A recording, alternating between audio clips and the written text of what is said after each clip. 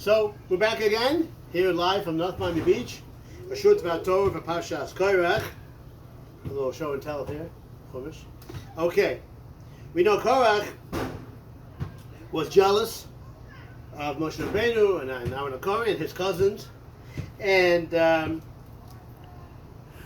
in the last of our Torah, we explained what was wrong with his thinking. Seemingly, did nothing wrong. He wanted to be in a leadership position for the Jewish people.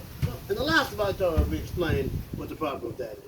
Chazal tell us, Rashi tells us, what did Korach want from this shtus? Eino hitiso, his eye made him think wrong and think crookedly and make all these mistakes. What does that mean? The Gemara tells us that Korach saw that the great Shmuel Hanavi was going to become a descendant of his. So he figured, if I would have Shmuel come out of me, I must be somebody special. So how come Moshe and Aaron didn't make me become a leader? Look, I had Shmuel's going to come out of me. So that's what got him all crooked, and he didn't realize the following thing. The Gemara tells us that a person to be appointed in a leadership position, he has to have what's called a kupa shrotzen. In vernacular, we call it skeletons in the closet. Why? Why does a leader have to have skeletons in the closet? Because it's the nature of a leader that when he or she becomes in a position of authority, of leadership, they become about gaiva, they become hardy. Hey, look, I'm in charge. So we remind them, hey, buddy, don't think you're so special. We remind him about the skeleton in the closet. Each skeleton had a closet. Moshe had a skeleton in the closet. Moshe Rabbeinu had a skeleton in his closet. Moshe Rabbeinu was produced from a union which would become usher once the Torah was given. His parents were related to each other. His mother was the aunt of his father. His father Amra married Yocheved, which was his aunt. Something which the Torah said later on that you cannot do. Now, at the time, the Torah wasn't given. But that's an example of a skeleton in the closet.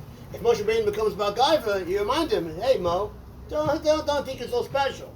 Look, your parents were not really supposed to be with each other.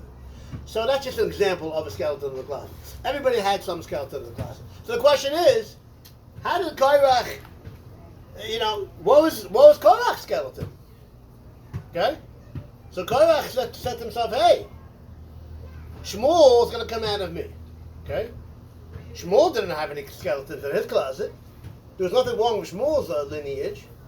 So Korach said, hey, it's not true. This whole Gemara is not true. Okay, it was before the Gemara. But the point is, this whole concept of having the skeletons in the closet, Korach thought was shtus. It wasn't true. It's not necessary. And you don't have to have skeletons in the closet. He, quote unquote, argued on the Gemara. Why? What was his proof to that? Because he said, hey, Shmuel didn't have that. Now, what's the problem with that? You know what the problem was? Korach was the skeleton in Shmuel's closet. If Shmuel would become too much of a Bar Gaiva, he'd say, hey, Shmuel, you know what your great-great-grandfather try to say that fast. Do you know who your great-great-grandfather was? That was Korach, who did all this shtusim, all this jealousy. He was jealous of Moshe Rabbeinu. He fought with Moshe Rabbeinu. So Korach was the skeleton in Shmuel's closet. So Korach himself proved that his whole lumdus, that Shmuel didn't have the skeleton, and therefore the whole thing is shtus, the whole thing is not true. He himself proved that his whole logic is faulty, and therefore you need to have skeletons in the closet. Maybe that's what Rashi means. His eye made him think crookedly, because he didn't realize that he was the skeleton in Shmuel's closet. Very interesting thought on the Parshas. Sometimes you have to think about things from the greater picture. Sometimes you don't realize that you yourself are the key or the answer to the riddle, to the problem that you're having about.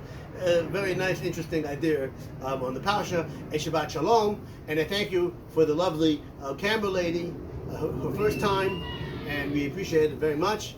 Miss Chanaleah for all her hard work videoing this Dvar Torah. Thank you, and Shabbat Shalom.